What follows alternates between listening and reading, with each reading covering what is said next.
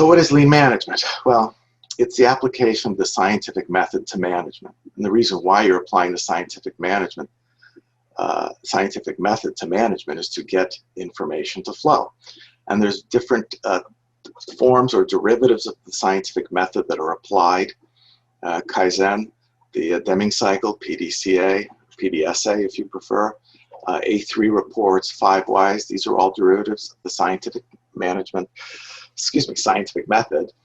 And you're doing that because you are supplying customers in a competitive buyer's market.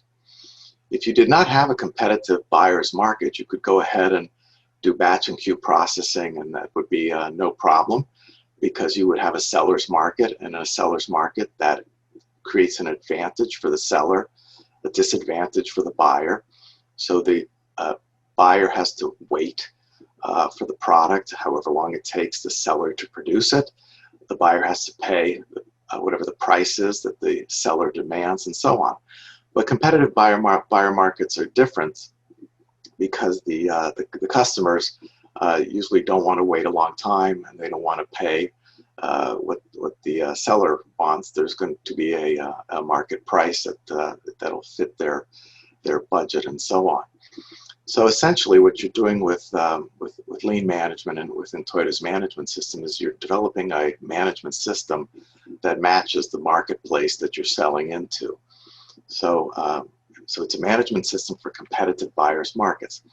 And one of the problems in the transformation from conventional or classical management to lean management is there's lots of things left over in a business that relate to the non-competitive seller's market. So there can be policies and various practices and different types of metrics or KPIs that are used in seller's market world that are inappropriate for buyer's market world. And so one has to figure out what those are and make the changeover for those types of things.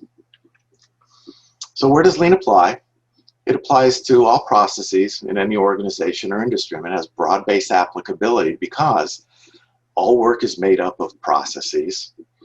All processes have customers and suppliers, whether it's internal customers and suppliers or external customers and suppliers.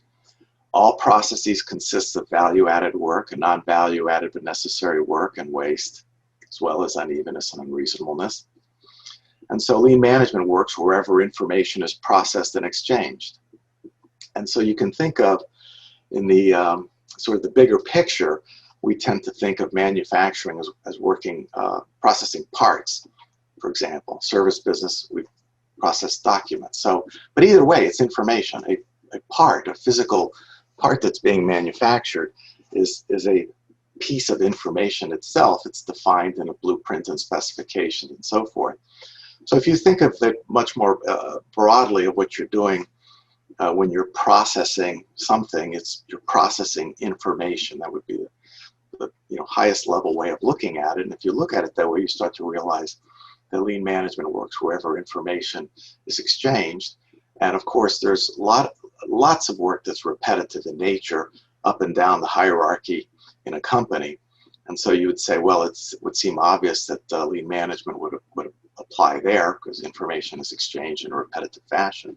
But there's also a creative work that people engage in, substantial parts of which are also repetitive in nature, but people usually just don't really grasp that, or they haven't observed or understood their work in that way to understand which parts of it are repetitive and which parts are truly the spark or the inspiration for creativity.